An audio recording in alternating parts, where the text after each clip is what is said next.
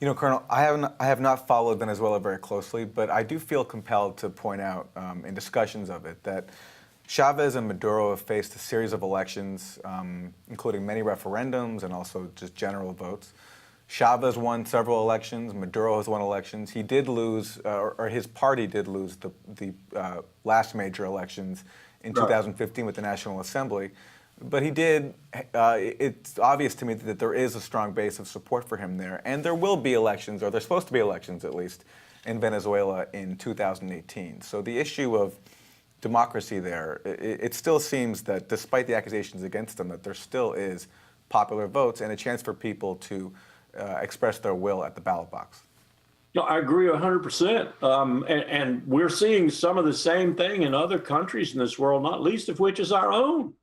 That we have two dramatically opposed power groups in the United States right now, what I would call the people and the oligarchs or the plutocrats. And a lot of the people, sad to say, are arrayed on the side of the plutocrats, on the side of the oligarchs, because they think that's where their bread's buttered, or they mistakenly think that those oligarchs, those plutocrats, support them on religious and social issues that have really nothing to do with their lives materially. We've got the same problem in this country. And I would predict, and you watch this, Aaron, you watch this, we're going to have more blood on the streets in this country. Charlottesville is just the beginning.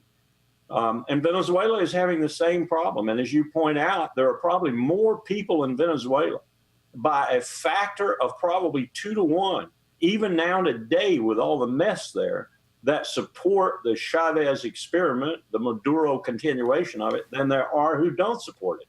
And yet, look what's happening, and look how our news handles it. Look how our media handles it. Look how the New York Times handles it. We don't ever tell the truth anymore.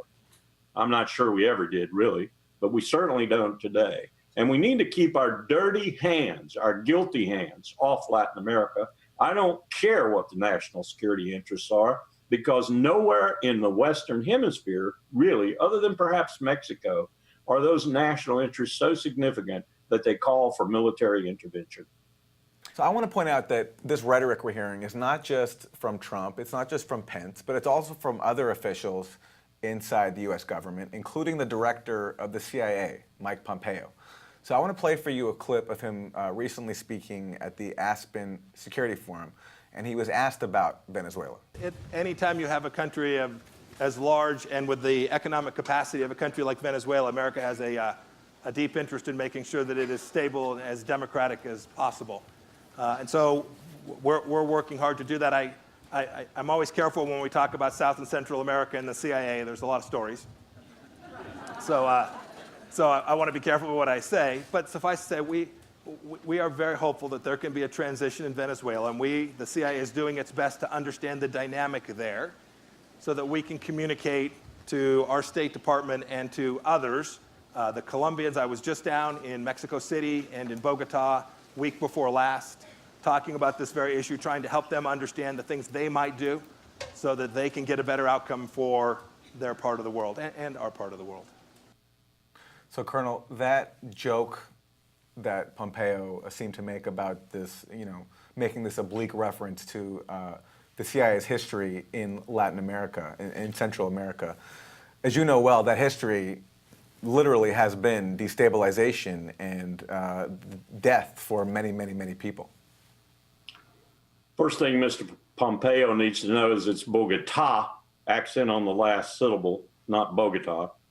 The second thing he needs to know is CIA directors need to keep their traps shut, their mouths shut.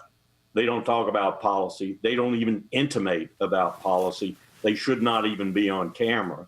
So he needs to shut up and go back to his hole at Langley. And the third thing is that the last thing we need is somebody from the Central Intelligence Agency talking about Venezuelan policy, period, or any Latin American policy. This is a region where the United States ought to issue apologies, not threats. We have done so much to damage Latin America.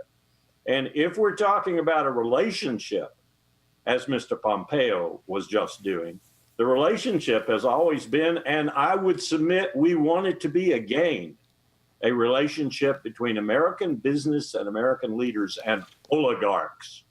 Oligarchs is whom we have liked and loved, from Brazil to Santiago, from Argentina to Peru. That's whom we like and love because they're conducive to American commercial interests and ultimately conducive to American security interests. It's time we fell out of love with oligarchs and started liking others who represent the people and true and real democracy.